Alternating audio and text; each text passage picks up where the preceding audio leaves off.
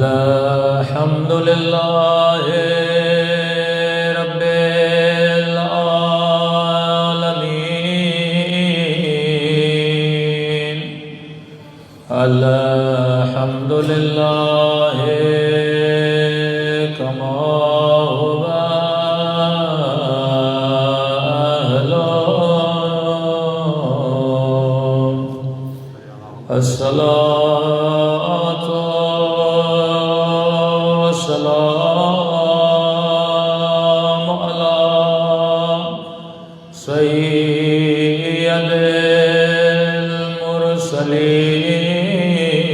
المرسلين وخاتم النبيين أبي القاسم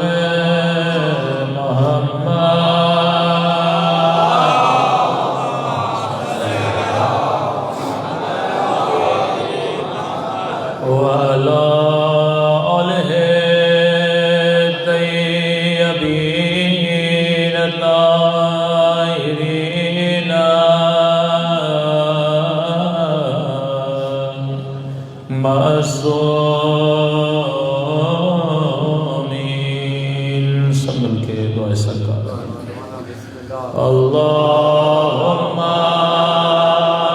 کل ولیک الحجت الحسن صلواتک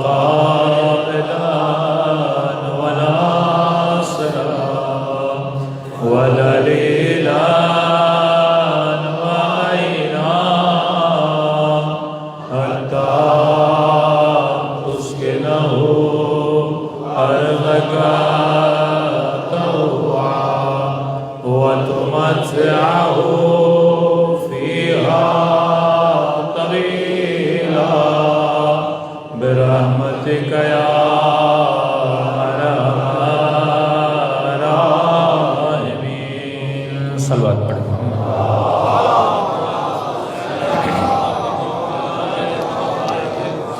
بسم اللہ الرحمن الرحیم رب اشرح لی صدری ویسر لی امری واحلل عقدۃ من لسانی یفقهوا قولی اما بعد فقط قال سبحانہ وتعالی فی محکم کتابہ المجید وفرقانہ الحمید وقوله الحق وهو اصدق الصادقین بسم اللہ الرحمن الرحیم اللہ ولی الذین آمنوا یخرجهم من الظلمات الی النور صلوات پڑھیں محمد وعلی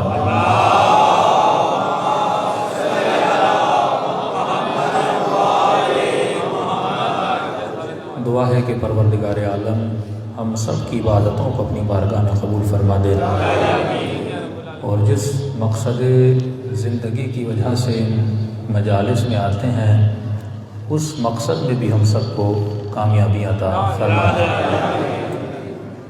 کل آپ کی خدمت میں عرض کیا کہ قیمتی ترین چیز جو خدا نے انسان کو عطا کی ہے اور جس وجہ سے وہ انسان کہلایا وہ انسان کا برین ہے۔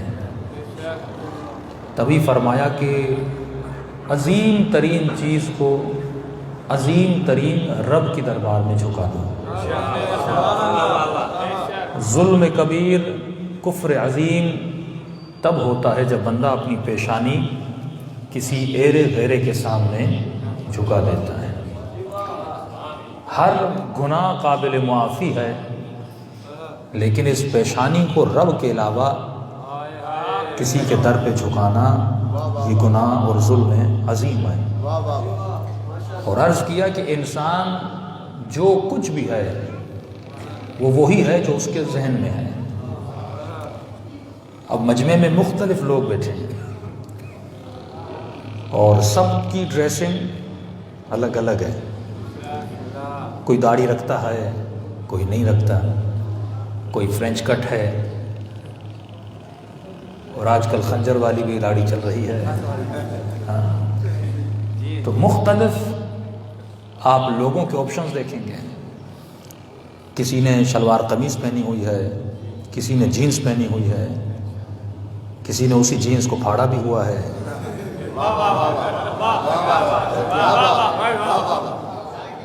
تو یہ انسان جو کچھ اپنے ساتھ کر رہا ہے، کبھی اس نے سوچا میں کیوں ایسا کر رہا ہوں؟ اگر میں نے داڑھی رکھی تو کیوں رکھی؟ اگر میں نے کاٹی تو کیوں کاٹی؟ ہم افریقہ گئے اور وہاں کے ایک مومن ڈاکٹر صاحب تھے، ملنے آئے، میں نے کہا آپ کس کے مقلد ہیں؟ کہا قبلہ آیت اللہ سیستانی کے مقلد ہیں۔ تو کہا کہ مولانا یہاں لوگ داڑھی نہیں رکھتے، اور میں نے الحمدللہ داڑھی رکھی ہوئی ہے۔ تو میں نے بڑی کوشش کی میں ان کی داڑھی ڈھونڈوں،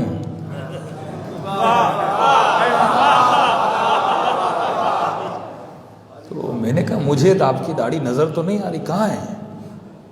تو انہوں نے اپنا چہرہ اوپر کیا، ٹھیڑی کے نیچے ایک لائن رکھی ہوئی تھی۔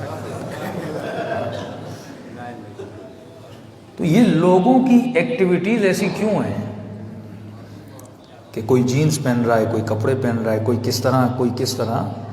پھر عزاداروں میں بھی چلے جاؤ تو الگ الگ رنگ ملیں گے، ڈھنگ ملیں گے،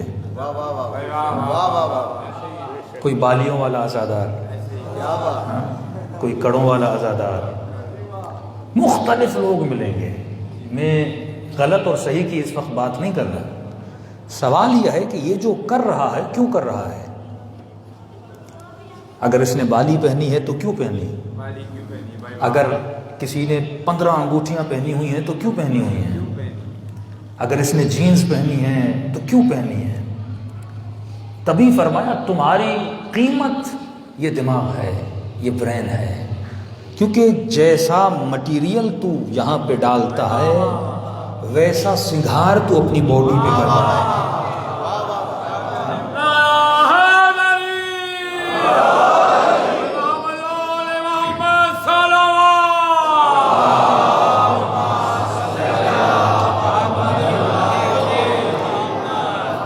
ہم جو کچھ بھی ہیں اپنی وجہ سے ہیں، کسی اور کی وجہ سے نہیں ہیں۔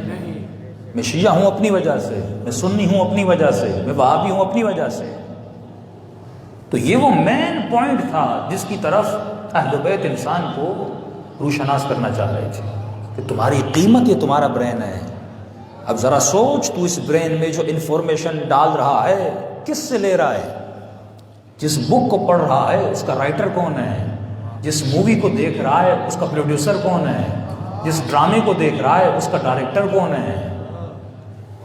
جب تک ان چیزوں کو تو نہیں سمجھے گا تب تک تمہارے ذہن میں وہ خالص معلومات نہیں جائے گی، اور اگر ذہن خالص نہیں ہوگا تو بندہ خالص کیسے بنے گا؟ تبھی فرمایا من عرف نفسہ فقد عرف ربہ، جس نے خود کو پہچانا کہ تو سمجھ تو صحیح تمہاری باڈی ریئیکٹ کیسے کرتی ہے، تو اپنے ایکشنز کو سمجھ تو صحیح، تجھے کن باتوں پہ خوشی ملتی ہے، تجھے کن باتوں پہ غصہ آتا ہے، کس سین کو دیکھ کر تیرے دل کی دھڑکن بڑھ جاتی ہے، کس کو دیکھ کر تو غمگین ہو جاتا ہے، تو تو وہی ہے جو تم نے اپنے ذہن میں ڈالا ہے۔ اس کی قدر و قیمت کو جان۔ تبھی فرمایا اے انسان تجھے اجازت نہیں تو ہر آواز اپنے کانوں میں ڈالے، تجھے اجازت نہیں تو ہر تصویر، ہر فوٹو کو اس میموری میں سیو کرے، تجھے اجازت نہیں تو ہر مٹیریل کو اپنے ذہن میں ڈالے، کیونکہ جو جو تو ڈالتا جاتا ہے وہ تمہارے وجود میں اثر رکھتا جاتا ہے۔ اب میں نے تجھے سلیکشن کرنے کے لیے ایک طاقت سے نوازا، جس طاقت کی وجہ سے تو انسان ہے۔ یہ دماغ، یہ کھوپڑی تو حیوان کے پاس بھی ہے، وہ بھی مناظر کو دیکھتا ہے، سینریز کو دیکھتا ہے، کتا بھی اپنے مالک کو پہچانتا ہے، اس کی خوشبو کو جانتا ہے، اس کے اندر بھی وفا ہے، اس کے اندر بھی عشق ہے، اس کے اندر بھی محبت ہے، لیکن ایک طاقت میں نے اسے نہیں دی جو میں نے تجھے دی ہے، جس کا نام ہے وجود عقل، کہ جسے کہا گیا کہ ایک نبی وہ ہے جو ایکسٹرنل ہے، ایک نبی وہ ہے جو انٹرنل ہے۔ ایکسٹرنل نبی تجھے قرآن دیتا ہے، حدیث دیتا ہے، انٹرنل نبی تجھے عمل کرنے پر مجبور کرواتا ہے۔ کہ جوان جب تو کسی پر ظلم کرتا، اب ظلم کرنے والا شیعہ ہو، سنی ہو، مسیحی ہو، ہندو ہو، فرق نہیں پڑتا، لیکن جب تو کسی کا حق کھاتا ہے، جب تو کسی پہ ظلم کرتا ہے تو اندر سے آواز آتی ہے تو غلط کر رہا ہے، یہ تیرے اندر والے نبی کی آواز ہے۔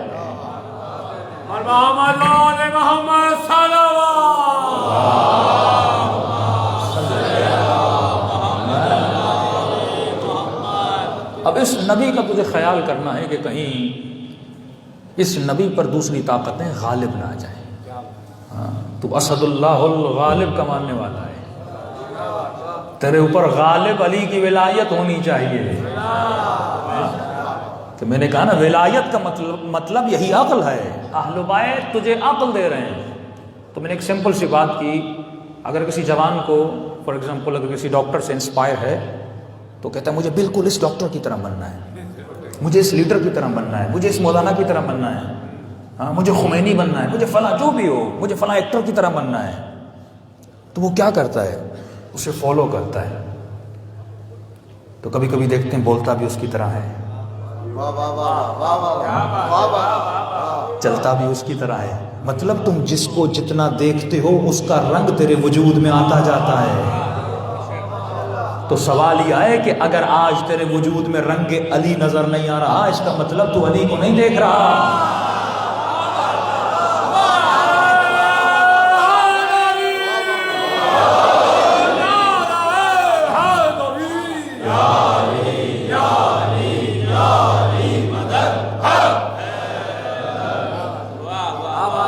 اور یہ میرا جملہ نہیں، قرآن کا جملہ ہے، صبغۃ اللہ ومن احسن من اللہ صبغۃ، صبغۃ اللہ، کون ہے جو اللہ کے رنگ میں رنگ جائے، ہاں جس کو دیکھ کر تجھے کوئی یاد آئے۔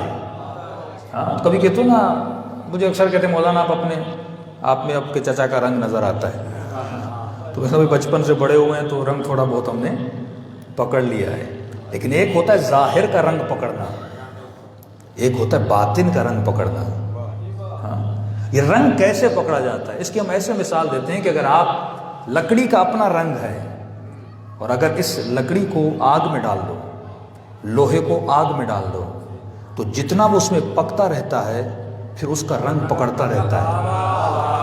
تو جب تک آگ کی گرمی لوہے پر رہے گی لوہے کا رنگ لال رہے گا، جب لوہا اس سے جدا ہو جائے گا تو اس میں اپنا رنگ آ جائے گا۔ تو جب تک تو علی کے ساتھ رہے گا،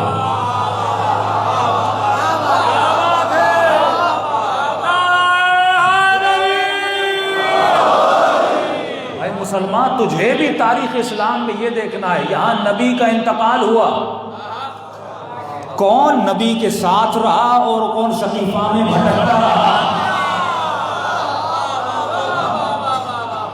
یہ جو ساتھ ہے نا کہ آپ اس کردار کے ساتھ رہو، اس سے جدا نہ ہو جاؤ، آپ کا رنگ وہی رہے جو رسالت کا رنگ ہے، آپ کا رنگ وہی رہے جو ولایت کا رنگ ہے۔ جب اس رنگ میں رنگ جاتے ہو، اب میں رنگ میں رنگوں تو کیسے رنگوں؟ تو امام رضا کا ایک فرمان ہے،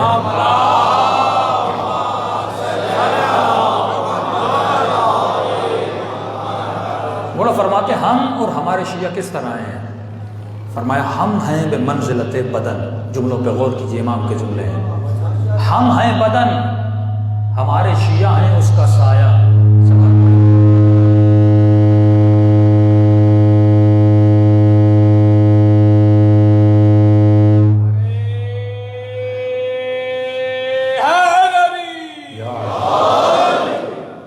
ہم ہیں بدن اور ہمارے شیعہ ہیں اس کا سایہ۔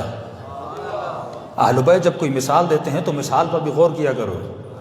کہا شیعہ سایہ ہے، امام بدن ہے۔ آپ نے غور کیا ہوگا جب بدن چلتا ہے تو سایہ چلتا ہے۔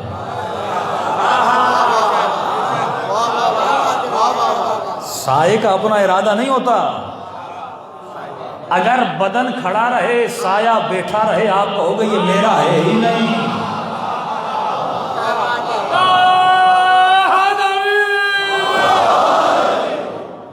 بدن ہے یہ سایہ ہے، بدن کھڑا ہے تو سایہ کھڑا ہے، بدن جھکا ہے تو سایہ جھکا ہے۔ اسی لیے قرآتی کا بہت بہترین جملہ جو میں ہر مجلس میں کہتا ہوں، فرمایا کہاں یا علی کہنا اور کہاں علی کے ساتھ رہنا۔ یا علی کرنا بڑا آسان ہے، ہر آدمی ابھی نعرہ لگانا چاہے تو یا علی کر لیجئے، لیکن علی جیسا ضبط، علی جیسا رنگ، علی جیسی حیات، علی جیسی زندگی۔ تبھی پچھلے سال میں نے پورا عشرہ زیارت عاشوراء پہ پڑھا، فرمایا سب سے بڑی دعائیں اگر کسی زیارت میں موجود ہیں وہ زیارت عاشوراء میں ہیں، جہاں پہ یہ دعا کرتے ہو کہ معکم فی الدنیا والآخرہ، اے خدا مجھے معیت اہل بیت عطا کر، صرف دنیا میں نہیں، مجھے دنیا میں بھی علی کا ساتھ عطا کر، آخرت میں بھی علی کا ساتھ عطا کر۔ تو یہ ساتھ کیسے ملے گا؟ جب اس کے ساتھ چلو گے۔ اور یہ ہم کیسے چلیں گے؟ تو میں نے کہا کہ اگر کسی ڈاکٹر کو فالو کرنا ہے تو ڈاکٹر بننے کے لیے کیا کرنا پڑے گا؟ آپ اس ڈاکٹر سے پوچھو گے آپ ڈاکٹر کیسے بنے، کہے گا میں فلاں یونیورسٹی میں پڑھا، فلاں ٹیچر تھا، یہ سلیبس تھا، یہ بکس تھی، آپ بھی پڑھ لو، ایگزام دو، آپ ڈاکٹر بن جاؤ گے۔ آپ یونیورسٹی میں انٹری لو گے، آپ وہاں پہ ایگزام دو گے، آپ پاس ہو جاؤ گے، انہی بکس کو پڑھو گے، 5-6 سال 60 سال کے بعد آپ بھی ایک ڈاکٹر بن جاؤ گے۔ تو اس کا مطلب یہ ہے اگر مجھے اس ڈاکٹر کی طرح بننا ہے تو جو انفارمیشن اس کے ذہن میں آئے وہ مجھے اپنے ذہن میں ڈالنی پڑے گی۔ تو اگر مجھے سلمان بننا ہے تو جس یونیورسٹی میں سلمان پڑھا ہے مجھے پڑھنا پڑے گا، مجھے دیکھنا پڑے گا سلمان کے ذہن میں کیا تھا۔ جو معلومات آپ ڈالتے ہو ویسی ایکٹیویٹیز آپ کی ہوتی ہیں، جس کو آپ رول ماڈل بناتے ہو اسی جیسے کپڑے آپ پہنتے ہو۔ تو میں نے اکثر کہا تھا کہ جوان سے اگر پوچھا جائے نا کہ تم نے یہ کپڑے کیوں پہنے ہیں تو جواب یہ نہیں آنا چاہیے مولانا فیشن ہے۔ فیشن نہ سنت ہے، فیشن ایک کلچر ہے۔ اس کلچر کو کریٹ کس نے کیا؟ اسلام نے، اسلامی تہذیب نے، اسلامک سویلائزیشن نے نہیں۔ آپ اس بھول میں ہیں کہ تم بیٹھے ہوئے ہو اور شیطان خاموش بیٹھا ہوا ہے، نہیں۔ دن بدن شیطان تمہاری زندگی میں گولز بناتا ہے، تمہیں اہداف دیتا ہے، ہدف دیتا ہے، کس چیز کو فالو کرو۔ فار ایگزامپل کوئی جوان یوٹیوب پہ کوئی چینل بنائے تو یوٹیوب آپ کو ایک گول دیتا ہے۔ دنیا کی کوئی بھی سویلائزیشن وداؤٹ گول نہیں چلتی۔ یونیورسٹی جاتے ہو یہ گول فٹ بال والا نہیں ہے۔ فٹ بال آپ کھیلتے ہو تو آپ کو گول کرنا پڑتا ہے۔ گول کا مطلب کیا؟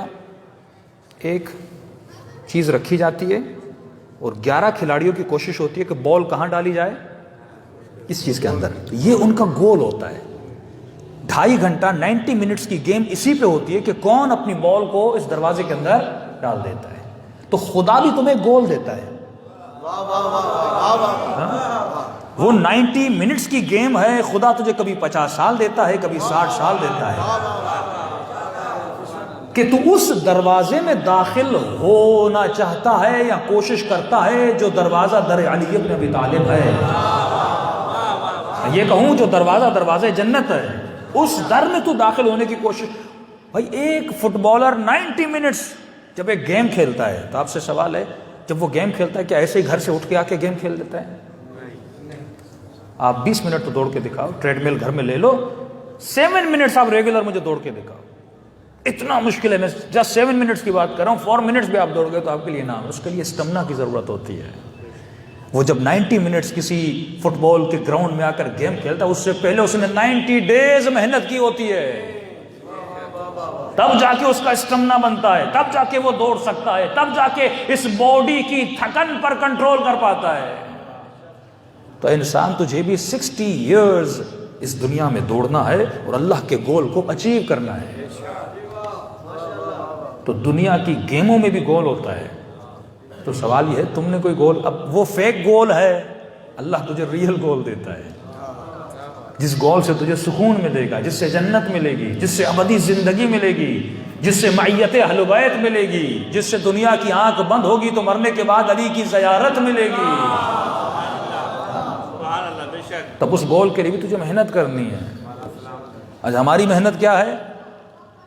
اچھا وہ ڈائٹ بھی کرتے ہیں، ڈیلی پتہ نہیں 6 کلومیٹر دوڑتے بھی ہیں، اور ہماری محنت کیا ہے؟ 1 گھنٹہ مجلس سنتے ہیں، اس کے بعد نیاز کھاتے ہیں، ہاں تھوڑا ماتم کرتے ہیں، یہ ہماری محنت ہے، اس سے کوئی گول اچیو ہونے والا نہیں، کیونکہ تم گھنٹہ مجلس میں آئے، تھوڑی روح کی تسکین ملی، اس کے بعد کھانا کھایا، تھوڑی پیٹ کی خدمت ہوئی، اس کے بعد تھوڑا ماتم کیا تو جو غصہ تھا، جو غم تھا، وہ تمہارا باہر نکلا، تم گھر میں چلے گئے۔ نہیں، اس کے لیے بھی اسلام تجھے کہتا ہے کہ مستطعتم، خدا کہتا ہے جتنا کر سکتے ہو کرو۔ کس چیز کو کرو؟ اتقوا اللہ، اللہ کی تقوی کو اختیار کرو۔ یہ تقوی کیسے اختیار ہوتی ہے؟ فرمایا یہی برین جو اللہ نے تجھے دیا ہے، اس میں ایک طاقت تمہیں عطا کی ہے جس کا نام ہے عقل۔ اس عقل کو مضبوط کرو تو تم اپنے وجود کی حکومت پر حاکم رہو گے، اور جب تو اس پہ حکومت کرنے لگو گے پھر خدا تجھے جنت میں اپنی جنت پہ حکومت کرنے کی اجازت دے گا۔ محمد صلی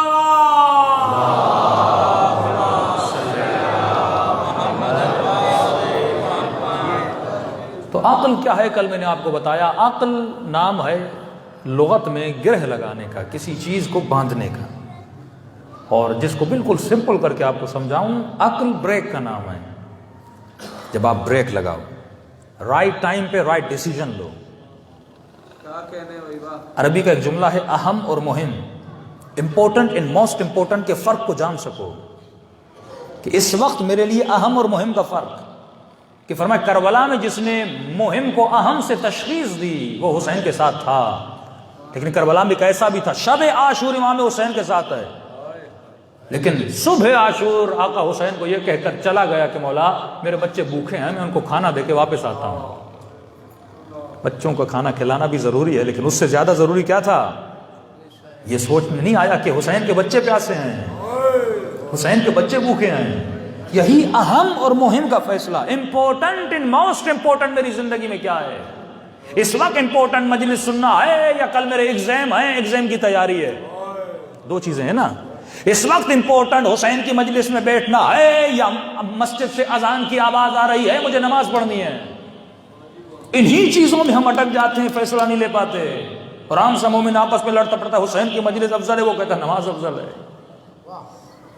یہ بھی اہم ہے، وہ بھی مہم ہے، لیکن اگر عقل ہو تو صحیح فیصلہ لے سکتا ہے کہ مستحب کام کرنا ہے یا واجب کام کرنا ہے۔ انہی چیزوں میں تجھے شیطان لگا، تبھی فرمایا من عرف نفسہ فقد عرف ربہ۔ اے انسان اگر اپنے وجود کو پہچان لو گے تمہارے ڈیسیجنز بھی رائٹ ڈیسیجن ہوں گے، اور ایک ایسے ڈیسیجن ہوں گے تو اپنی زندگی کے ہر قدم اٹھانے پر شرمندہ نہیں ہوگا، پشیمان نہیں ہوگا۔ سیدہ زینب نے جتنے قدم اٹھائے، جب پوچھا جاتا تھا جواب یہ آتا تھا ردن برضا۔ زینب کو افسوس نہیں ہے کربلا آنے پر، کیونکہ زینب نے رائٹ ٹائم پر رائٹ ڈیسیجن لیا تھا۔ تو سوال یہ ہے کہ تم کیسا ڈیسیجن لیتے ہو، اور یہ ڈیسیجن لینے کا پاور تب آتا ہے جب تمہاری عقل مضبوط ہو جائے۔ اور کہا کہ عقل کیسے مضبوط ہوگی؟ جب عقل کو صحیح و سالم غذا دو گے، کھانا دو گے۔ عقل کا کھانا علم ہے، تبھی میں نے فرمایا، معصوم نے فرمایا اطلب العلم من المہد الی اللحد، اے جوان اے بزرگ علم حاصل کرو گہوارے سے لے کر قبر تک۔ کل میں نے اشارہ کیا اس گہوارے سے مراد ماں کی گود ہے۔ جب گودیں پاک ہوتی ہیں تو نسل عباس جیسی پیدا ہوتی ہیں۔ یہ علم حاصل کرو، کہاں سے؟ گہوارے سے لے کر قبر تک۔ کہاں سے علم لوں؟ ایک ایسا علم جس میں خطا کا امکان نہ ہو، ایک ایسا علم جس میں ذرہ برابر غلطی کی گنجائش نہ ہو۔ فرمائے وہ علم کہاں سے ملے گا؟ فرمائے وہ رسالت کے دروازے سے علم ملے گا۔ اور نبی اگر دنیا سے جا رہا ہے، اے مسلمان تو کس سے علم لے گا؟ اگر علم صحابہ سے لے گا، صحابہ میں اختلاف ہے، اگر بنائے ہوئے اماموں سے لے گا، ان میں اختلاف ہے، لیکن اگر تجھے علم لینا ہے تو نبی تجھے علم کی کامیابی اور کنجی دے کر گئے۔ فرمایا انا مدینۃ العلم وعلی بابها، میں شہر علم ہوں، اور اگر اس کا کوئی دروازہ ہے تو وہ وجود علی ابن ابی طالب ہے۔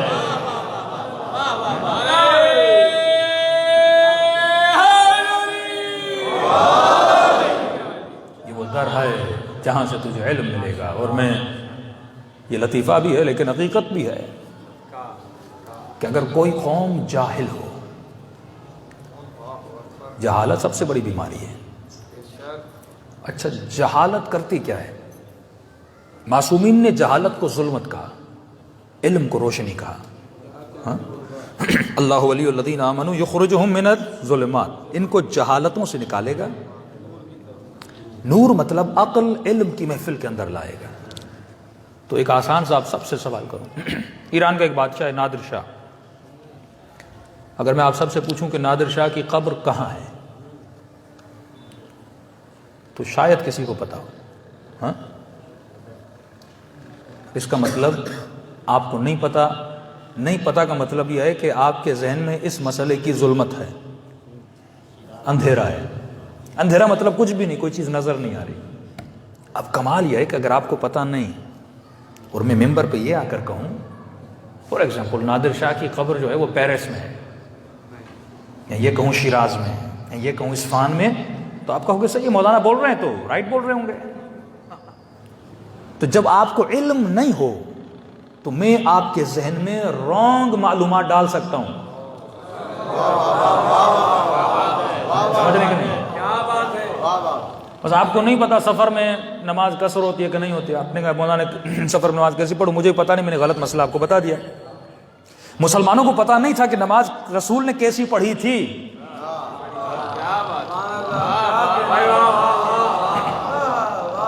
اس مسئلے سے میرا ذہن بالکل وائٹ تھا، کوئی انفارمیشن مجھے نہیں ہے.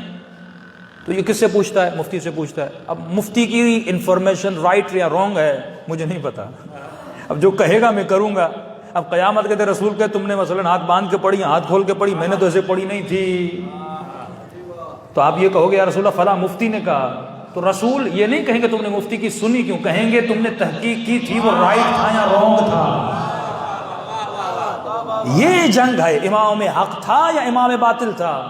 تو اگر آپ کو نہیں پتا نادر شاہ کی قبر کہاں ہے، میں نے آپ کو ایسے ہی بول دیا، مجھے بھی نہیں پتا، میں نے آپ کو ایسے ہی بول دیا اس کی قبر فار ایگزامپل جو اصفہان میں. آپ مان لو گے، امام بارگاہ سے باہر نکلو، کل پرسوں ترسوں جو بھی آپ سے کوئی پوچھے گا کہ بھائی نادر شاہ کی قبر پتہ ہے کہاں، آپ کو ہاں بھائی اصفہان میں. آپ کو کیسے پتا؟ آپ گئے ہو؟ نہیں گیا. کس سے پوچھا؟ کوئی تھا جاننے والا، اس نے مجھے بتا دیا. لیکن ایک مرتبہ آپ سب کو پتا ہے کہ مولا علی کی قبر کہاں ہے. نجف. میں اس ممبر پر بیٹھ کر قسم کھاؤں کہ علی کی قبر مدینے میں، مانو گے؟ یہ نور ہے. یہ تمہیں ظلمت سے بچا رہا ہے. مولوی ہو، سید ہو، ممبر پر قسم بھی کھائے نہیں مانو گے، کیونکہ علم ہوگا تو گمراہ کرنے والا کبھی گمراہ نہیں کر سکتا.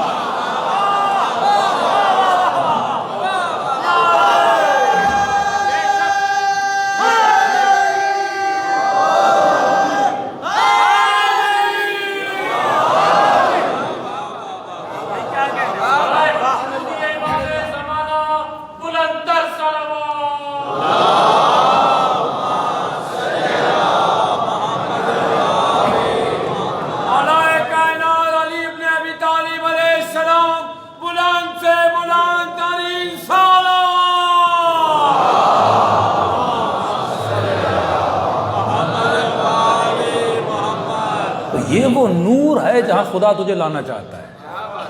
جب نور آئے گا نا پھر دنیا کا کوئی بندہ تمہیں گمراہ کر ہی نہیں سکتا، کیوں تیرے وجود میں نور ہے، روشنی ہے. روشنی ہے تو وہ تجھے اندھیرے میں کیسے لے جائے گا. تو یہ واقعہ اچھا بھی ہے. فرمایا ایک مولانا کسی گاؤں میں گئے، گاؤں والوں سے پوچھا بھائی نماز شماز آتی ہے؟ کہ ہماری نماز بھی علی علی، ہمارا تو سب کچھ علی علی ہے. تو کہا بندہ خدا جب نماز کی معافی علی کے لیے نہیں تو علی والے کے لیے کیسے ہو سکتا؟ اگر انسان صاحب عقل ہو، ایک دن مجھے مولا امیر کا یہ بتاؤ کہ جس نے مولا نے نماز نہ پڑھی ہو، جو امیر المومنین ہے اس پر بھی نماز واجب ہے. تو تجھ سے نماز کیسے معاف ہو سکتی؟ مجھے یہ لوگوں کی عقلیں مجھے سمجھ نہیں آتی. لوگوں کو سمجھایا، لوگوں نے مان لیا کہ ٹھیک ہے مولانا نماز کیسے پڑھی جاتی ہے؟ انہوں نے کہا آپ لوگوں کو وضو آتا ہے؟ کہ نہیں وضو کیا ہوتا ہے؟ اب کہتے ہیں مولانا کے گاؤں میں 300-400 لوگ تھے، اب ایک ایک کو سکھاتا تو دن کی ساری نمازیں قضا ہو جاتی ہیں. تو ان کو کہا تمہارے گاؤں میں کوئی نہر ہے؟ وہاں آؤ میں تجھے سکھاؤں. کہا مولانا گاؤں میں سامنے ایک نہر ہے. مولانا نہر کے کنارے لے گئے اور انہوں نے وضو کی ترتیب سکھا دی کہ کلی کرو، کلی کی، ناک میں پانی ڈالو، پانی ڈالا، چہرہ دو، دائیں بائیں بازو، سر کا مسح کیا. اب مولانا پاؤں کا مسح کرنا چاہتے تھے. اب کیونکہ نہر کے کنارے پانی اٹھایا تو زمین گیلی ہو گئی. بیچارہ مولوی صاحب جیسے پاؤں کا مسح کرنا چاہتا تھا تو مولوی کا پاؤں پھسلا سیدھا نہر کے اندر. قوم تھی جاہل, قوم کو پتہ نہیں تھا مسح کیا ہوتا ہے. وہ تو مولوی کو فالو کر رہے تھے نا.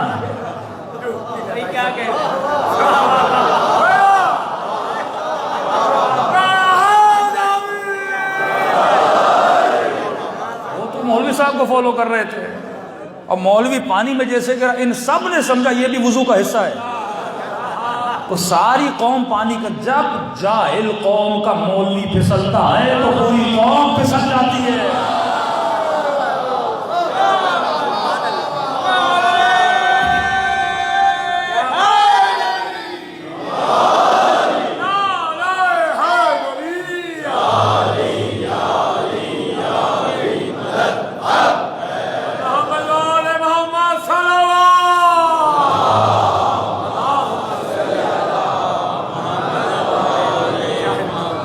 اب سمجھ میں آیا مدینے میں ہوا کیا تھا.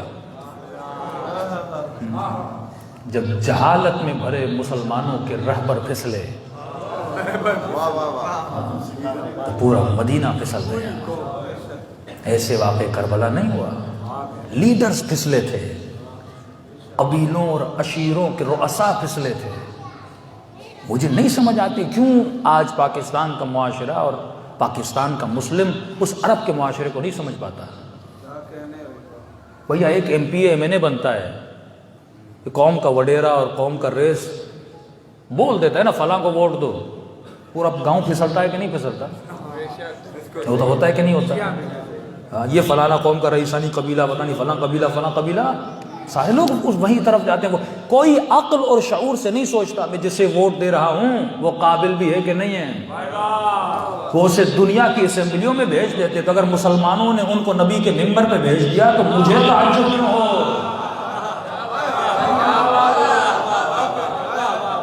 وہ اپنے قبیلوں کو فالو کر رہے تھے, میں کیوں کسی قبیلے کو فالو کروں؟ خدا نے مجھے عقل دیا ہے, میں تابع عقل ہوں. اور عقل کہتی ہے اگر علم لینا ہے تو کسی عالم سے لو, اگر طہارت لینی ہے تو کسی ایسے سے لو جس کے لیے آئے انما یرید اللہ. اگر صدیقوں میں اور صدیقاؤں میں اگر کسی کو سچا ماننا ہے تو اسے مانو جس کے لیے آئے مباہلہ گواہی دیتی ہے.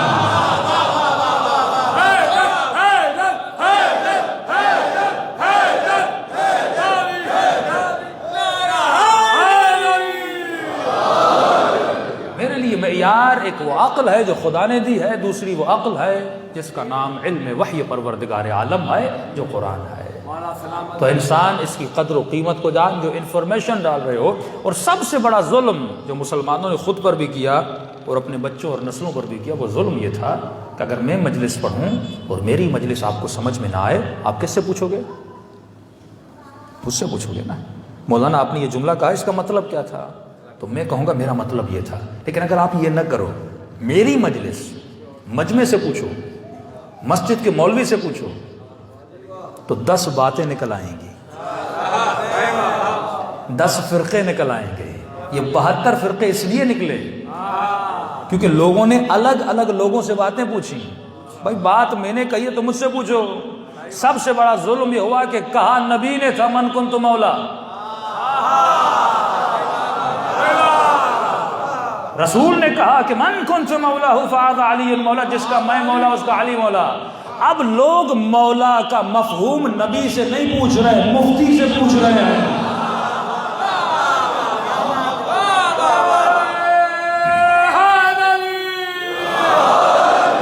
اس کی زندہ مثال ہے, تمہارا ایک مولوی بولتا ہے علی کو مولا بولو, دوسرا بولتا ہے نہیں یہ جاہل ہے اس کو نہیں پتا. بیچارے مولانا طارق جمیل منظر سے غائب ہو گئے. تبلیغی جماعت کے اجتماعات میں مولانا کی پابندی ہے, کسی تبلیغی جماعت میں مولانا طارق جمیل نہیں جا سکتے. تو ایک طارق جمیل اگر علی کو مولا کہ تجھے وہ پسند نہیں تو شیعہ کیسے پسند ہوں گے؟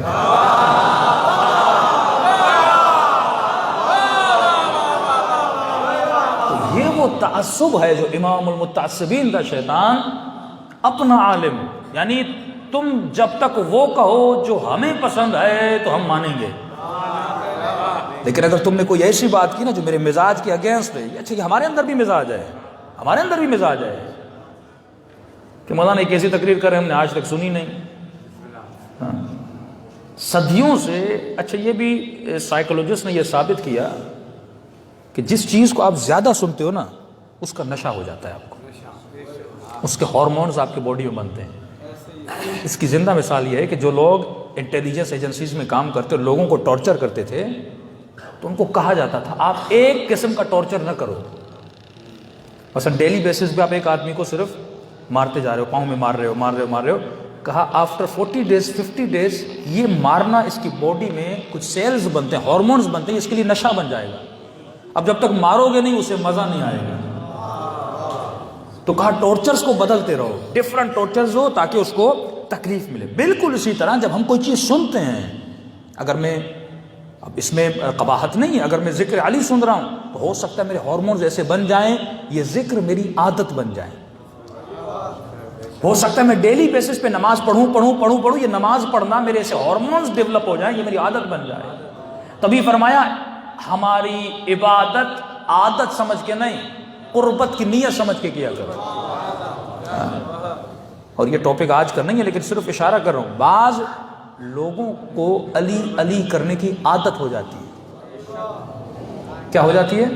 عادت، مزہ آتا ہے کیونکہ ان کے ہارمونز ایسے ڈیولپ ہو چکے ہیں، اتنا سنا، بچپن سے سنا، اب یہ اس کی ہیبٹ یعنی نشہ ہی ہو گیا ہے، یہ ایک نشے کی حالت اس کی باڈی میں اس کے ہارمونز نے کریٹ کر دی ہے۔ تبھی جب کسی انڈیا کے گانے میں علی کا ذکر ہو تو کہتے ہیں مولانا مزہ آتا ہے کہ نہیں ہے؟ کئی لوگ کہتے ہیں مولانا کیا گانا آیا ہے، وہ گانا اچھا مولا کا ذکر ہے، اس سے وہ گانا بھی اچھا لگتا ہے جس میں علی ہو۔ بہت عجیب بات کر رہا ہوں کیونکہ یہ نشائی ہو چکا ہے۔ فرما یہی تو نفاق کی نشانی ہے، یہی تو شیطان کا کام ہے، وہ حق کو باطل کو ملاتا ہے، مکس کرتا ہے۔ تبھی معصوم نے فرمایا، علماء ایک مثال دیتے ہیں، یہ بالکل ایسے ہے کہ کوئی آب زمزم میں ایک شراب کا قطرہ ملا ہے، یہ تو آب زمزم پر خالص نہیں ہے۔ کوئی تربت حسین میں کوئی نجس پانی ملا ہے، یہ تو تربت حسین لیکن تم نے گندے پانی سے نجس کر دیا، ہے تو علی کا نام، لیکن تجھے علی کا نام بھی وہاں سننا ہے جہاں علی کو پسند ہے، تجھے نہیں۔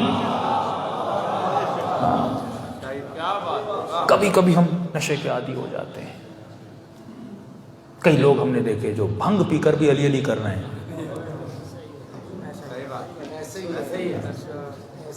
یہ تو مجھے سننے میں آتا ہے، میں نے دیکھا نہیں ہے، اللہ کرے ایسا نہ ہو کہ نشہ کر کے لوگ ماتم کر رہے ہیں۔ 4 hours 5 hours انسان کی باڈی میں کتنی طاقت ہے، میں نے کہا کتنا اسٹیمنا ہے کہ مولانا بعض لوگ نشہ کر کے ماتم کرتے ہیں۔ یہ نام تو علی کا لے رہا ہے لیکن اسے نہیں پتا میں کتنا بڑا گناہ کر رہا ہوں، گویا میں آب زمزم میں نجاست کو ملا رہا ہوں۔ خدا تجھے خالص کرنا چاہتے تھے، پھر کیا فرق ہے اگر کوئی حسین کا گلا کاٹے اور کہے اللہ اکبر، وہ بھی تو اللہ کا نام لے رہا ہے نا، وہ بھی اللہ اکبر کہہ رہا ہے جس طرح تو اللہ اکبر کہہ رہا ہے، لیکن اسی چیز کی طرف اہل بیت نے متوجہ کیا، تو جو کر اپنی پسند کے مطابق نہ کر، اللہ کی پسند کے مطابق کر، تجھے عبادت بھی وہاں کرنی ہے جہاں خدا کو پسند ہے۔ یہ نشائی شیعہ جو اتنے گھوم رہے ہیں کہ ہم ہر جگہ علی کا نام لانا چاہتے ہیں، یہاں بھی علی کا نام وہاں بھی علی کا نام، نشہ ہو چکا ہے۔ معصوم فرماتے نہیں، تجھے وہاں قدم رکھنا ہے جہاں علی نے قدم رکھا، جو علی سے آگے بڑھ جائے وہ نصیری کہلاتا ہے، جو پیچھے رہ جائے وہ سلمان کہلاتا ہے۔ تجھے یہ دیکھنا ہے کہ میرے مولا کو کیا پسند ہے۔ تبھی فرمایا کہ عابد بن، عبادت گزار بن، یہ نہیں کہ مجھے کہاں مزہ آ رہا ہے، یہ دیکھو تیرا رب کہاں پہ راضی ہے۔ صلوات پڑھے محمد وعجل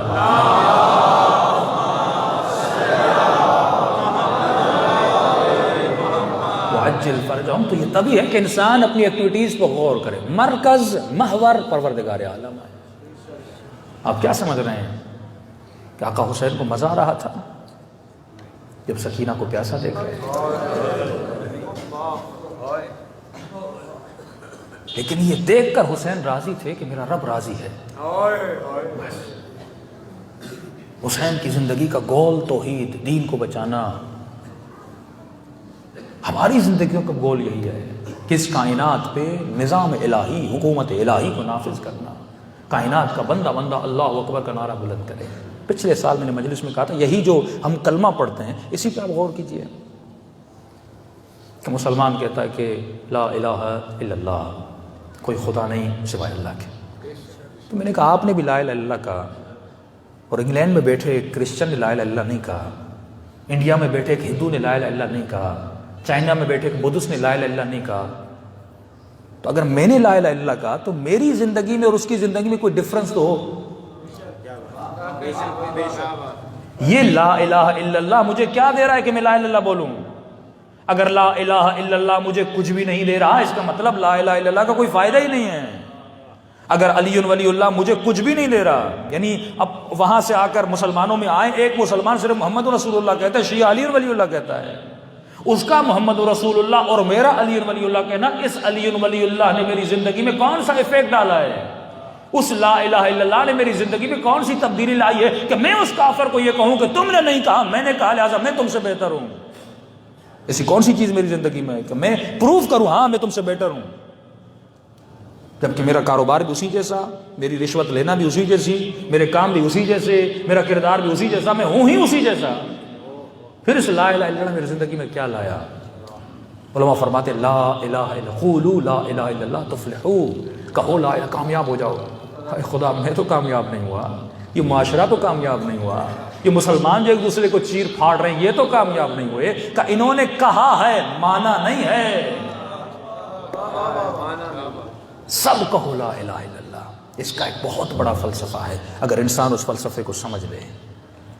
ایک مرتبہ میں کہتا ہوں میں، یہ ممبر میرا ہے، یہ کرسی میری ہے، یہ بچہ میرا ہے، یہ گھر میرا ہے، یہ کراچی میرا ہے. جب میں کہتا ہوں نا تو اس چیز کی میرے اندر محبت آتی ہے. جب کہتا ہوں یہ میرا گھر ہے تو میں آپ کے گھر آؤں گا، آپ کا گھر صاف ستھرا ہوگا. اچھا قبلہ آپ کا گھر صاف ہے، گلی میری میلی ہے کہ گلی میری نہیں، گھر میرا ہے. یہاں پہ انگریز کو دیکھو کہ انگریز نے ترقی، کیونکہ انگریز اس میں سے نکلا. گھر میرا ہے، میرا ہے تو میں نے صاف کیا. میرا بیٹا ہے نا، اس کو اچھے اسکول میں پڑھاؤں گا. میری بیٹی ہے نا، اس کو اچھے کپڑے لے کے دوں گا. اچھا قبلہ وہ آپ کے کونے میں ایک اور آپ کا ہمسایہ علی کا چاہنے والا ہے، اس کے پاس کھانے کے لیے پیسے نہیں ہیں، غریب ہے. آپ کی بیٹی اچھے کپڑے پہنتی ہے، میری بیٹی نہیں نا، فلاں کی بیٹی ہے. جو لا الہ الا اللہ کہتا ہے اس کے اندر سے یہ میں ختم ہو جاتی ہے. کیا مطلب؟ کہو لا الہ، سب کہو، قولو، سب کہو. میں کسی ایک کا اللہ نہیں، تم سب کا اللہ ہوں. اے شیعہ تم بھی کہو میرا اللہ، سنی تم بھی کہو میرا اللہ، سب کہو میرا اللہ. جب اللہ میرا ہوا تو یہ ملک کس کا ہوا؟ میرا ہوا یا میرے اللہ کا ہوا؟ جب میں کہتا ہوں تو میں سرحدیں کھینچتا ہوں، جب میں کہتا ہوں تو میں پوائنٹس بناتا ہوں، یہ میرا یہ تیرا. لیکن جب کہتے ہو نا قولوا لا الہ الا اللہ، مطلب سب میرے اللہ کا، میرا کچھ بھی نہیں. بچہ، اولاد، گھر، گلی، سب میرے اللہ کا. اب جب سب اللہ کا ہے اور سب ہمارے اللہ کا ہے تو میری گلی بھی کس کی ہے؟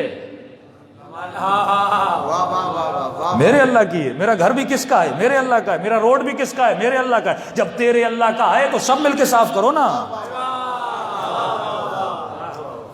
تو ملک صاف ہوگا کہ نہیں ہوگا؟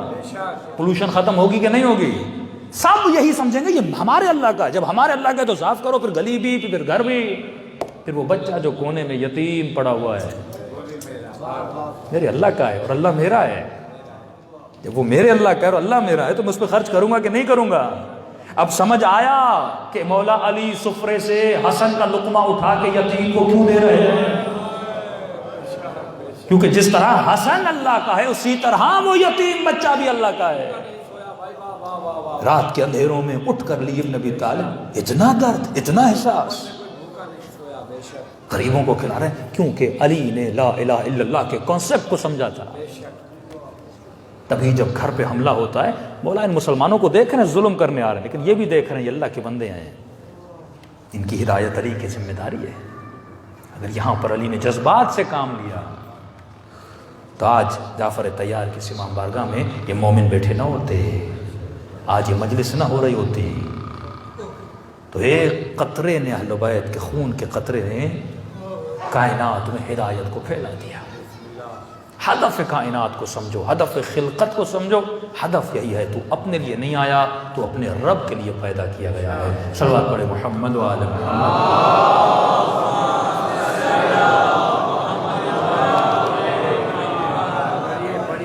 تو میرے عزیز، انسان اگر اپنے وجود کو خالص کرنا چاہتا ہے، کل انشاءاللہ میں تھوڑا بہت نفاق پہ بات کروں گا کہ وہ بہت اہم ٹاپک ہے۔ یہ نفاق تھا جن لوگوں نے لوگوں کو علی کے سامنے کھڑا کیا۔ 3-4 مجالس صرف درکار ہے، میں نے آج تک پڑھی نہیں ہے، حساس موضوع ہے لیکن پڑھوں گا، کہ عالم اسلام کی وہ شخصیتیں جب رسول آئے تو پہننے کے لیے کپڑے نہیں تھے، اور جب رسول کا انتقال ہوا جناب عمر کے زمانے میں، اتنی دولت ان کو ملی، اتنی دولت کہ میں نے کسی مجلس میں کہا تھا کہ عربی میں ملین کا لفظ نہیں تھا اس زمانے، ملین 10 لاکھ جمع ہو جائیں تو 1 ملین بنتا ہے۔ زبیر جب دنیا سے جاتے ہیں 20 ملین درہم اس کی ملکیت تھی۔ یہ کہتے ہیں وہ سونے کے جو سکے یا چھوڑ کے گیا تھا، لوگوں نے اس کو توڑ توڑ کے لوگوں کے ہاتھوں میں زخم پڑ گئے تھے، اتنی دولت کہ سمجھ نہیں آ رہا تھا اس کے ورثاء میں اس کو تقسیم کیا جائے تو کیسے کیا جائے۔ عام سے انسان کو عقل ہے کہ اکاؤنٹیبلٹی، جب پاکستان میں اکاؤنٹیبلٹی کی بات کرتے ہو کہ لوگوں نے دولت کہاں سے جمع کی، روسی علی کے در پہ جاتے جو ہر میدان میں آگے تھا، علی کے پاس دولت کیوں نہیں ہے؟ نبی کی بیٹی کے پاس دولت کیوں نہیں ہے؟ ان کے نواسوں کے پاس دولت کیوں نہیں ہے؟ 5-6 لوگ ہیں جنہوں نے اتنی دولت جمع کی خلیفہ ثانی کے زمانے میں، جن میں طلحہ شامل ہے، جن میں زبیر شامل ہے، جن میں سعد شامل ہے۔ اور تاریخ میں جب ان کے بچے دیکھو گے تو ان بچوں کا کردار بھی تمہیں نظر آئے گا۔ اس قرآن میں کوئی رشتہ داری نہیں ہے، ان اکرمکم عند اللہ اتقاکم، یہاں علیین بھی ہو سکتے ہیں، اسفل السافلین بھی بن سکتے ہیں۔ تمہیں پرکھنا پڑے گا یہ دولت کہاں سے ملی، یہ مال کہاں سے ملا۔ پھر یہی دولت اہل بیت کے اگینسٹ استعمال کی گئی، اسی دولت کو استعمال کیا گیا۔ ایک سمپل سی کرسی ہے جس پہ لاکھوں جھگڑے ہوتے ہیں، ماشاء اللہ لگ جاتے ہیں، کیسے ممکن ہے رسول جا رہے ہیں اور اتنی بڑی کرسی اس پہ جھگڑے نہ ہوں؟ تو اگر معاشرہ اہل بیت جن کے پاس علم الہی بھی تھا، عصمت بھی تھی، ہم یہ دعویٰ کر سکتے ہیں نا کہ ہمارا چیلنج ہے عالم اسلام کو، آپ اہل بیت سے ایک گناہ ڈھونڈ کے دکھاؤ۔ ایک مرتبہ میں دعویٰ کرتا ہوں کہ میں معصوم ہوں، صرف دعویٰ کرتا ہوں، لیکن جب پریکٹیکلی دیکھا جائے تو میں معصوم نہیں ہوں، مجھ سے خطائیں گناہ ہوتے ہیں۔ ایک مرتبہ وہ دعویٰ کرتے ہیں کہ ہمارے بڑے معصوم ہیں، پر پریکٹیکلی ان کی زندگی میں کوئی عصمت نہیں ہے۔ لیکن ایک مرتبہ ہم دعویٰ کرتے ہیں علی اور زہرا معصوم ہیں، پریکٹیکلی بھی معصوم ہیں۔ دوسرا ہمارا چیلنج، ہم آپ کے اماموں کے استاد دکھا سکتے ہیں، آپ ہمارے 11 اماموں کا کوئی ایک استاد دکھاؤ۔ معجزہ اہل بیت، آپ 6 امام کا استاد دکھاؤ، 5ویں امام کا استاد دکھاؤ، 4تھے امام کا استاد دکھاؤ، کہاں کس مدرسے میں پڑھے تھے؟ اور ثبوت ہے اگر کوئی انسان دنیا سے چلا جائے، میں اسے پہچاننا چاہتا ہوں، بھائی میں امیر شام کو پہچاننا چاہتا ہوں بغیر کسی تعصب کے کہ معاویہ بن ابی سفیان کی شخصیت کیا تھی، مجھے جاننا ہے۔ تو مولوی صاحب، مفتی صاحب، اگر مجھے پہچاننا ہے کیسے پہچانوں گا؟ تو اگر کوئی نیچے بیٹھا ہوا شخص کہتا ہے مجھے عارف کاظمی کو جاننا ہے، تو 2 ہی طریقے ہیں، کہ آپ مجھ سے ملو، میرے ساتھ رہو، یا میری تقریر سنو، یا میری کوئی لکھی ہوئی کتاب پڑھو۔ ٹھیک ہے؟ اب ہمارا فاصلہ 1400 سال ہے، ہم علی کو جاننا چاہتے ہیں، ہم معاویہ بن سفیان کو جاننا چاہتے ہیں، جناب عمر کو جاننا چاہتے ہیں، جناب عمر کو جتنے بھی اصحاب رسول تھے ہم چاہتے ہیں ان کی شخصیت سے ایک آشنائی ملے، پتہ چلے کیسے تھے، رہن سہن کیسا تھا، کردار کیسا تھا، اخلاق کیسا تھا، برتاؤ کیسا تھا۔ تو دو ہی طریقے، یا ہم اس زمانے میں جائیں اور ان کے ساتھ رہیں، یہ تو ناممکن ہے۔ دوسرا طریقہ یہ ہے ان کی شخصیت کو جاننے کے لیے یا ان کی تقریریں سنیں، وہ بھی نہیں ہے۔ تیسرا طریقہ یہ ہے ان کی لکھی ہوئی کتابیں پڑھیں، ان کے اقوال کو دیکھیں۔ تو میں بھی نہج البلاغہ لاتا ہوں، تو بھی کوئی چیز لا۔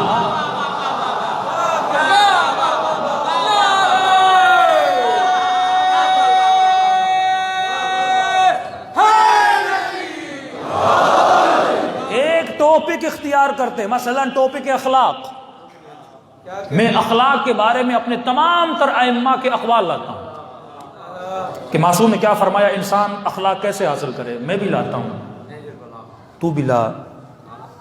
معاویہ کے 4 قول، یہ سمپل بات ہے، اس میں تعصب ہے نہیں۔ آپ بتائیے کہ جناب معاویہ ابن ابی سفیان نے بتایا ہو کہ اگر انسان کو اخلاق مند ہونا ہے تو یہ کرے، اب لائیے۔ اچھا، میں صبر پہ اپنے معصومین کی سینکڑوں روایات لاتا ہوں کہ انسان کو صابر کیسا ہونا چاہیے۔ ہاں، آپ جناب حضرت عثمان کے 40 قول لاؤ۔ ہاں، خدا سے کیسے بات کرنی ہے،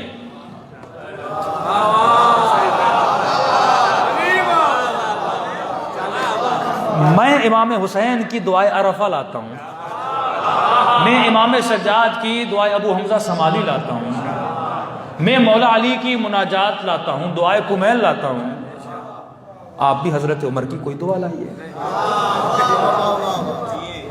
سمپل بات ہے۔ اس میں ہمیں دیکھنا ہے کس نبی کے جانے کے بعد کس شخص نے کتنا پریکٹیکلی لوگوں کی اصلاح کے لیے احادیث پر، فرامین پر اپنی ایک مرتبہ میں کاپی کرتا ہوں۔ اہل بیت کا کمال دیکھیے۔ اچھا، جتنے بھی صحیح بخاری، صحیح مسلم، مسلم احمد، یہ سارے کاپی ورک ہے۔ کاپی ورک کا مطلب کیا؟ مطلب یہ بھی ضروری ہے کہ رسول نے کیا کہا تھا۔ اب پھر سندیں دیکھی جاتی ہیں، ضعیف ہے، قوی ہے، اس میں بہت جھوٹ بھی ہے، جھوٹی روایتیں بھی گھڑی گئی ہیں، لیکن کافی سچی بھی ہیں کہ رسول خدا نے کیا کہا تھا، مثلا طب کے بارے میں، انسان کے بارے میں، اخلاق کے بارے میں، یہ سب کچھ۔ اسی طرح ہمارے پاس بھی ہیں کہ رسول نے کیا کہا تھا، لیکن اہل بیت کی اپنی کریٹیوٹی بھی ہے۔ ہم یہ بھی بتاتے ہیں کہ علی نے خود کیا کہا تھا، حسن نے اپنے سے کیا کہا تھا، حسین نے اپنے سے کیا کہا تھا، اپنی علمیت بھی۔ ایک مرتبہ میں صرف کاپی ورک کرتا ہوں، کاپی ورک کون سی بڑی بات ہے، آپ نے بات کہی، میں نے آپ کی بات لکھی اور فلاں تک پہنچائی، میں وسیلہ بنا، میرا کون سا کمال ہے اس میں؟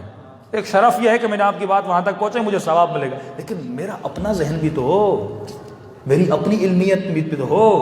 دعائے کمیل علی کی دعا ہے، ابو حمزہ سمالی چوتھے امام کی دعا ہے، دعائے عرفہ واللہ ایک بزنس مین کو، ایک دعائے کمیل، دوسری ابو حمزہ علی، 2 دعائیں پڑھ کے شیعہ ہو گیا۔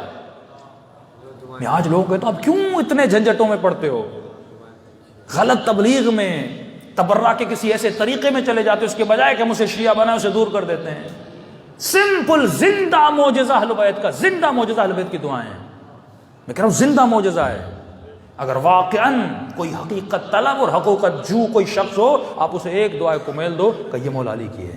اب تو علم کو بھیٹنا شروع کر، علی کہاں تھے اور وہ کہاں تھے، خزانے بھرے ہوئے ہیں، 70 80 جلدیں ہمارے اماموں کا علم پڑا ہوا ہے۔ تو انسان اگر کسی کو جاننا چاہتا ہے، سمپل سے سیاستدان کوئی پہچاننا، اس کے ہم بک پڑھتے ہیں۔ تو ہم نے علی کو تعصب سے علی نہیں بنایا، علی کو پرکھا، علی کو دیکھا، علی کو سمجھا، علی سے بہتر کوئی ملا ہی نہیں۔ مجبوری تھی ہماری علی کے در پہ جانا، مجبوری تھی ہماری مولا حسن کے در، حسین کے در پہ جانا۔ بہتر شخصیت نہیں مل رہی، بہتر کردار نہیں مل رہا، بہتر علم نہیں مل رہا، یہاں تعصب کی بازی تو نہیں ہے۔ اے انسان، تجھے اپنی قبر میں جانا ہے، نہ کسی مولوی کی، نہ کسی مفتی کی۔ اگر شعور کو بیدار کر دونوں چیزوں کو پڑھ، فرق ظاہراً واضح ہو جائے گا۔ صلوات پڑھے محمد و آل محمد۔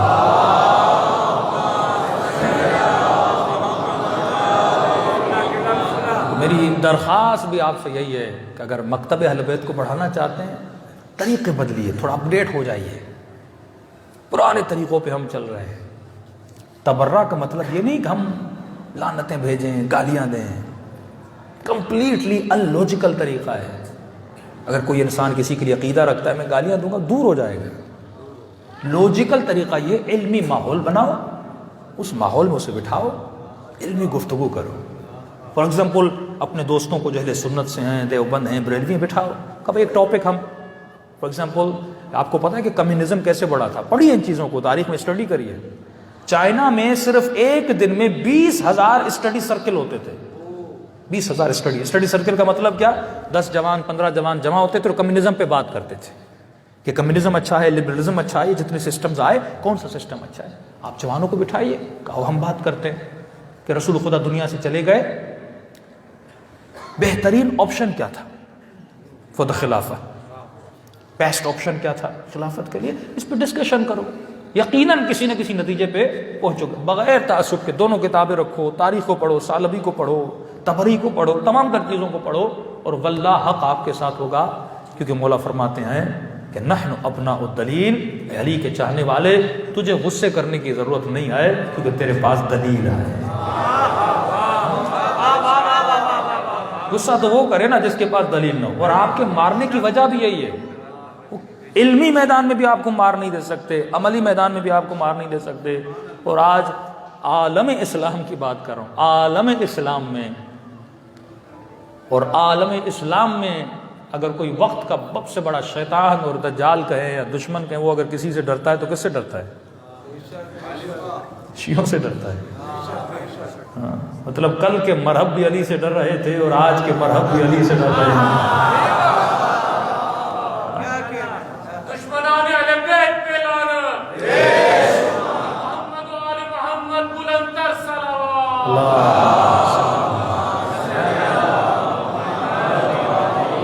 وہ اسرائیل کس سے ڈرتا ہے؟ آج تک اسرائیل کا تم نے بیان سنا؟ کہے کہ میں مثلا فلاں اسلامی ملک سے ڈرتا ہوں، ہاں نہیں، کس سے ڈر رہا ہے وہ؟ امریکہ کس سے ڈر رہا ہے؟ ہاں، ایران مت کہیے، شیعہ سے ڈر رہا ہے۔ شیعہ کہیں بھی ہو اس سے ڈرتا ہے، وہ کسی بھی ملک میں شیعہ وہ اس سے ڈرتے ہیں، کیونکہ ان کو پتا ہے شیعوں کے خون میں علوی غیرت ہے، جہاں بھی شیعہ ہوگا اس سے ڈرتے ہیں، کیونکہ پتا ہے یہ حق پہ جان دے دیتے ہیں، یہ لاشیں اٹھانے میں ڈرتے نہیں ہیں، یہ گلے کٹوانے میں ڈرتے نہیں ہیں۔ کیوں؟ کیونکہ ان کا یقین ہے قیامت پر، حقانیت پر، توحید پروردگار پر، امامت معصوم پر ان کا یقین ہے۔ اب بالکل سامنے ایک منافق ہے، یہ مومن جو مر مٹ جاتا ہے خدا کے لیے۔ منافق کا پتہ کیسے چلتا ہے؟ بائی دا ٹائم منافق خود کو ظاہر کرتا ہے، وہ لوگوں کو دھوکہ دینے کے لیے دین کا لبادہ پہنتا ہے۔ ہاں؟ اچھا، جب ہم اینیملز میں اسٹڈی کر رہے تھے کہ حیوانات میں بھی نفاق ہے کہ نہیں، کہ کچھ حیوانوں میں ہے کچھ میں نہیں ہے۔ مثلا بلی میں نفاق ہے، لومڑی میں نفاق ہے۔ کیسے؟ وہ جب کسی شکار کو شکار کرنا چاہتی ہے تو تھوڑا اپنا بھیس بدلتی ہے، چھپ چھپ کے حملہ کرتی ہے، اسے یہ محسوس کرواتی ہے کہ میں تیری دوست ہوں، میں تیری دوست ہوں، پھر قریب جا کے اس پہ حملہ کرتی ہے۔ تو نفاق کی نشانی یہ ہے وہ پہلے دوستی کا لبادہ پہن کر آتے ہیں، بولے کہ ہم آپ کے دوست ہیں، ہم آپ کے ملک میں کام کرنا چاہتے ہیں، ہم آپ کے کنٹریز کو ڈیولپ کریں گے، اور اس عقیدے کو دکھانے کے لیے کچھ کام بھی کریں گے، 4 روڈ بنا دیں گے، 4 ڈیم بنا دیں گے، 4 اچھے کام کر دیں گے، لیکن انڈر گراؤنڈ وہ آپ کا نقصان کرتے رہیں گے۔ یہ منافق کی نشانی ہے۔ پہلے اسلام کا لبادہ، جاؤ گے زیارت کرنے، مدینے جاؤ گے، کعبۃ اللہ میں جاؤ گے، اسلام اسلام اسلام، لیکن آہستہ آہستہ یہ لبادہ سعودی عرب میں اترتا ہوا نظر آ رہا ہے کہ نہیں؟ جو پہلے مسجدیں بنا رہے تھے ابھی جوا خانے بنا رہے ہیں، جو پہلے اللہ کا نام لے رہے تھے ابھی وہاں پہ گویا، نماز، مختلف چیزیں بن رہی ہیں۔ کیوں؟ کیونکہ ان کی منافق کی ایک نشانی، منافق اپنے بقا کی جنگ لڑتا ہے، مومن اللہ کے نام کی بقا کی جنگ لڑتا ہے۔ اب تمہیں مولا علی کی خدمت اور مولا علی کی قربانی سمجھ میں آئے گی۔ یہ زندہ مثالیں آپ کے زمانے میں۔ اب اس کو اپنی بقا چاہیے نا، بن سلمان کو اپنی بقا کی جنگ ہے، شہزادے خلاف ہو گئے، سسٹم خلاف ہو گیا، اب وہ خود کو بچانے کے لیے وہ سب کچھ کر رہا ہے جو امریکہ اسے کہہ رہا ہے۔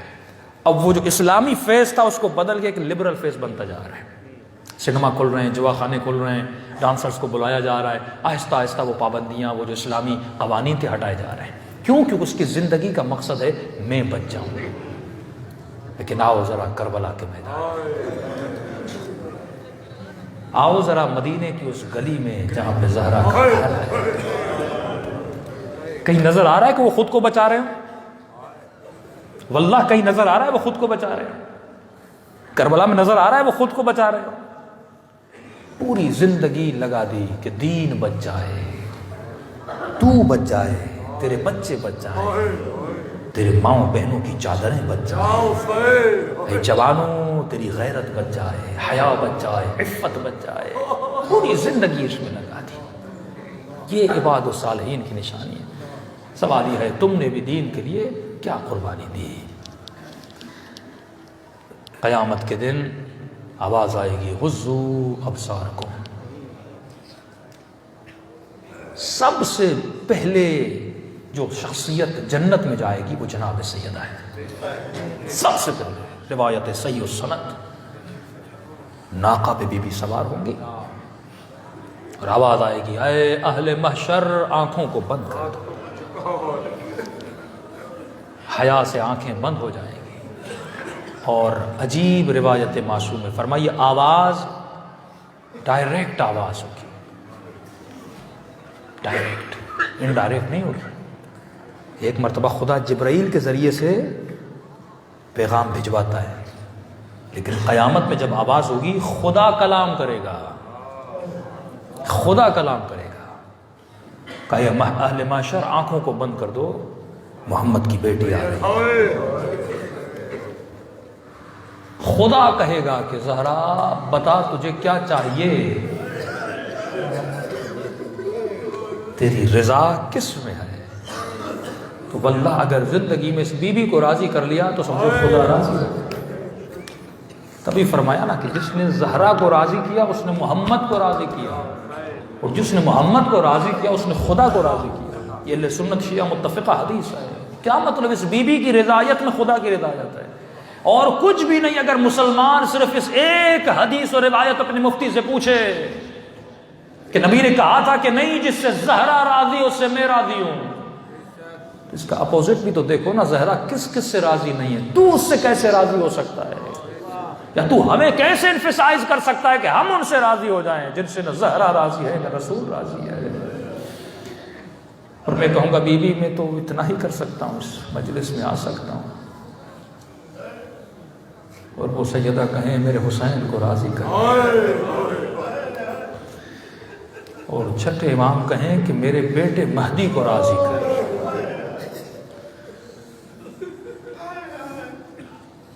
آج اس بیٹے کی غربت کی رات ہے کہ جو امام زیارت ناہیہ میں فرماتے ہیں ہر روز نماز عصر کے بعد خدا مجھے یہ سارے منظر دکھاتا ہے، کبھی میں حسین کا خون بھرا کرتا دیکھتا ہوں، کبھی میں زینب کی لٹی ہوئی چادر دیکھتا ہوں، کبھی میں سکینہ کے چہرے پہ زخمی رخساروں کو دیکھتا ہوں۔ دلوں کو مدینے اور کربلا لے جاؤ اور دعوت دو اپنے امام زمانہ کو اپنی محفلوں۔ السلام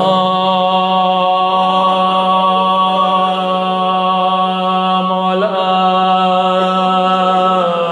الحسین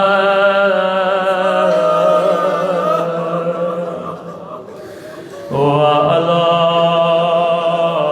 علی ابن الحسین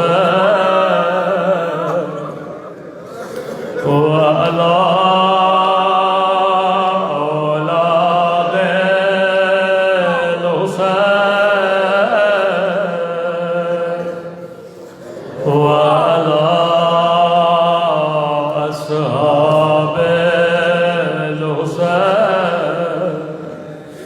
میرا سلام ہو زینب کی چادر پہ،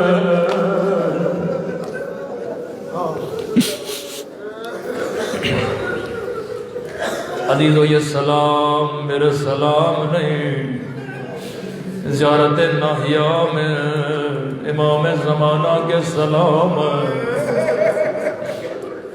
آج تیرے مولا کے مصائب سنو، تیرے مولا کن کن باتوں میں روتے ہیں۔ زیارت ناہیہ نوح امام زمانہ ہے، فرمایا میرا سلام ہو ان خشک ہونٹوں پہ جن پہ ظالم چھڑی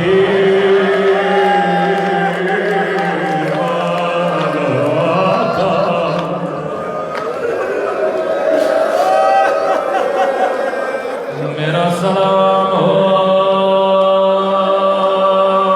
ان رخساروں پہ جن کا رنگ بدلتا رہا، کبھی شمر کے تماچوں نے رنگ لیا کیا،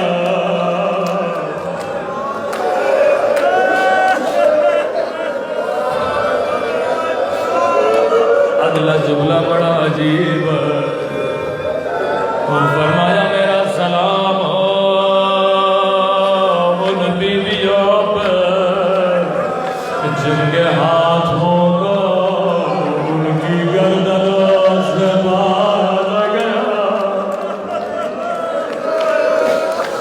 امام زمانہ مجھے نہیں معلوم آج کی رات آپ کہاں پہ موجود ہیں، شاید کربلا میں حسین کو پرسا دے رہے ہیں، یا شاید شام میں زینب کو پرسا دے رہے ہیں، لیکن میرا دل کہتا ہے آج کی رات آپ جنت البقیع میں ہوگے، ٹوٹی ہوئی قبر زہرا پہ مجھے نہیں معلوم کون سی دعا کر رہے ہو، شاید رو رو کے کہہ رہے ہو اماں زہرا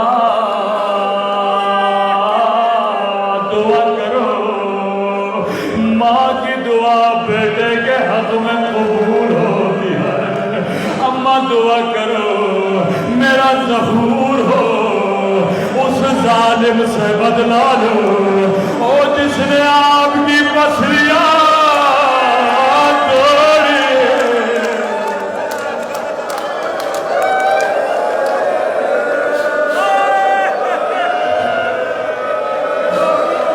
اماں زہرا دعا کرو، ماں کی دعا قبول ہوتی ہے۔ کیا دعا کروں میرے لال، اماں دعا کرو میرا ظہور ہو، اس ظالم سے بدلا لو او جس نے میری سکینہ کو تماچے مارے، جس نے میری نفیوں کی چادر چیرے۔ اے خدا آج ہر مومن کی دعا ہے، کب وہ دن آئے گا میرا مولا آئے گا، سیدہ کی ٹوٹی ہوئی پسلیوں کا بدلا لے گا، ننھی سی سکینہ کا بدلا لے گا۔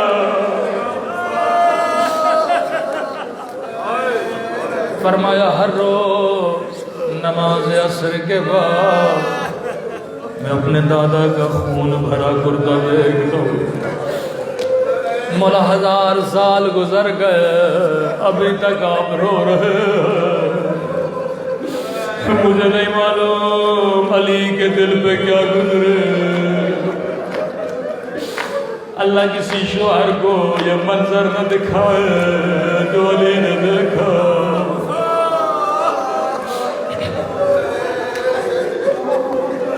نبی خدا گزر گئے، سیدہ کے گھر کو آگ لگ گئی،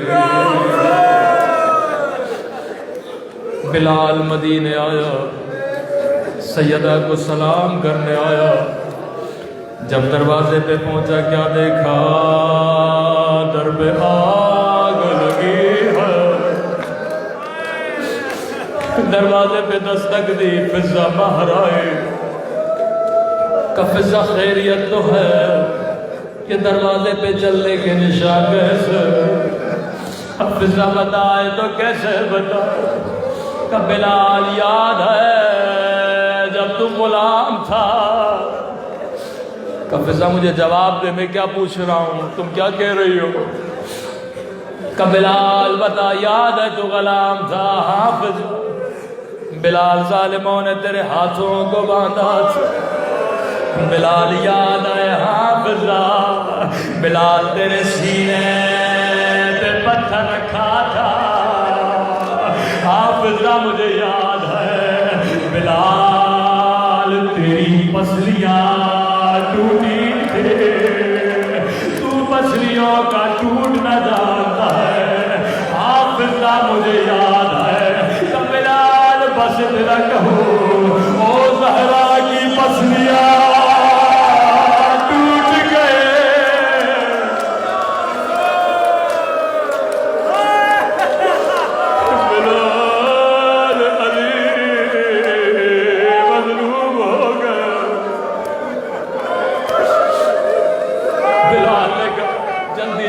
کو میرا سلام۔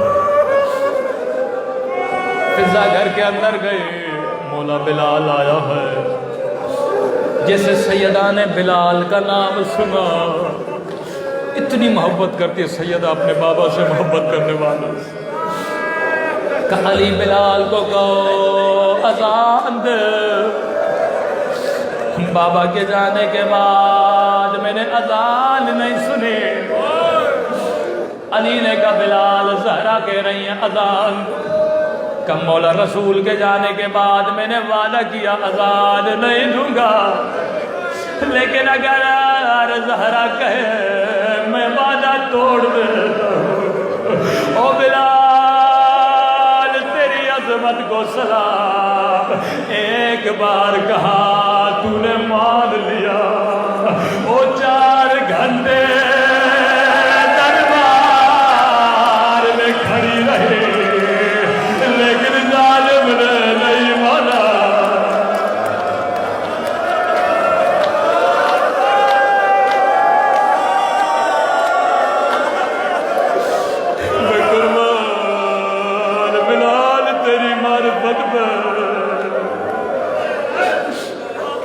میری جان قربان ایسے مسلمانوں پہ جنہوں نے نبی کی عزت کی، نبی کی بیٹی کی عزت۔ بلال مسجد میں گیا، منارے پہ گیا، اذان دینا شروع کی۔ یہ شاید بلال کی آخری اذان تھی۔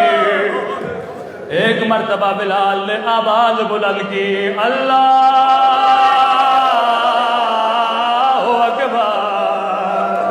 جیسے سیدہ نے آواز سنی، فضا کہتی ہے بی بی نے رونا شروع کیا۔ بلال نے کہا اشہد اللہ الہ الا اللہ۔ سیدہ کے رونے میں اضافہ ہوا، بس جیسے بلال نے یہ آواز بلند کی، اشہد اللہ محمد رسول اللہ، مولانا فرماتے سیدہ پہ ہوش ہو گئی، دوڑے مسجد میں گئے۔ او بلال بس کر دے، کہیں زہرا مر نہ جائے۔ او میں کہوں گا بی بی آپ نے بابا کا نام سنا، برداشت نہیں کیا، بے ہوش ہو گئے۔ او سیدہ ذرا کربلا آئیے، او سکینہ دیکھ رہی ہے ظالم حسین کو چھڑی مار رہا ہے۔ مجھے نہیں معلوم بچی نے کیسے برداشت کیا۔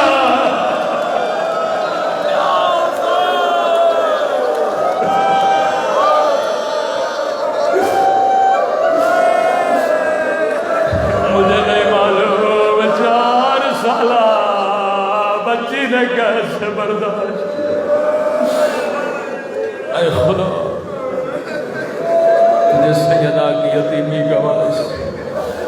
تجھے سکینہ کی عطیبی کا باعث ہمارے مولا اور آقا امام زمانہ کا ظہور فرما، ہم سب کو مولا کے آباد و انصار میں شریک فرما۔